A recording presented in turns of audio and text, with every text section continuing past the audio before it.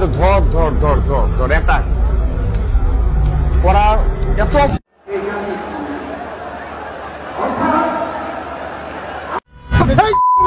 আমি ছাত্র দলের জয়েন্ট সেক্রেটারি।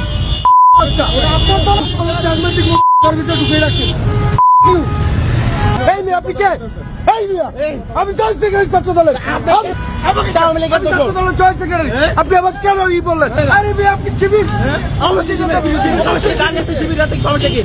আওয়ামী লীগের মতো ব্যবহার করতেছে। আওয়ামী লীগ যেভাবে ব্যবহার করছে, ছাত্রলীগ যেভাবে ব্যবহার করছে, এরা ঠিক সেভাবে ব্যবহার করতেছে। আসসালামু আলাইকুম রহমতুল্লাহ।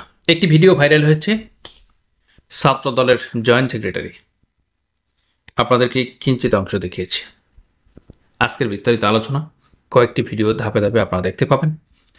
আজকের ভিডিওটি আপনাদের কাছে যদি যৌক্তিকতা মনে হয়, যদি কিছু জানার ইচ্ছা থাকে, যদি কিছু যৌক্তিকতা পাওয়া যায় ভিডিওর মধ্যে, তাহলে অবশ্যই দেখতে থাকুন।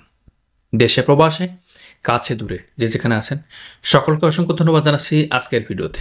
সম্মানিত ভিউয়ার্স, আপনারা দেখেছেন ছাত্র লীগের পোলাপানগুলো কিভাবে কথা বলতো, ছাত্র শিবিরের ছাত্রগুলো কিভাবে কথা বলে, ইভেন গণ অধিকার পরিষদ, ছাত্রদল সহ যারা বাংলাদেশের রাজনীতির প্রেক্ষাপটে আছে, একমাত্র হোসেন মোহাম্মদ এরশাদের দলের বাইরে যারা ছাত্র রাজনীতি করছে, তারা কিন্তু সবার একটা একটা ধারায় চলে।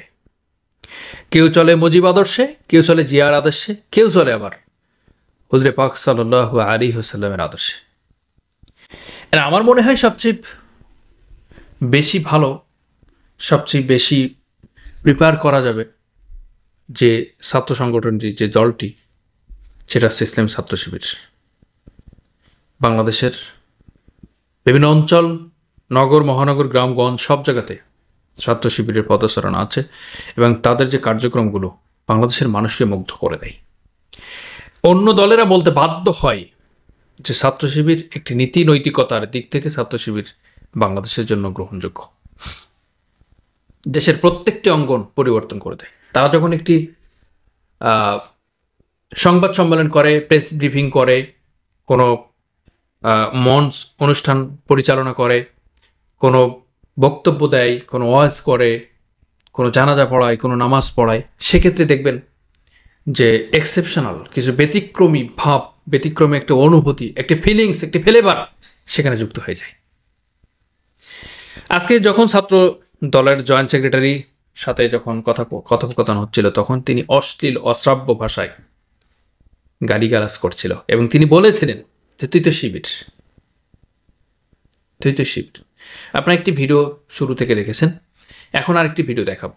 আপনাদের কাছে বিনীত অনুরোধ করব, বাংলাদেশের প্রেক্ষাপট নিয়ে আসলে আপনার ভাবনা কি, আপনার দেশ নিয়ে ভাবনা কি, দেশের সার্বভৌমত্ব নিয়ে ভাবনা কি, দেশের অবস্থান নিয়ে ভাবনা কি, দেশের প্রেক্ষাপট নিয়ে ভাবনা কি, দেশের আগামীর রাজনীতি নিয়ে আপনার মেধা, বুদ্ধি, আপনার বিবেচনা, আপনার জ্ঞানভিত্তিক আপনার কি ভাবনা এসেছে, কি অনুভূতি আছে, কি আপনার মধ্যে কি বসবাস করছে।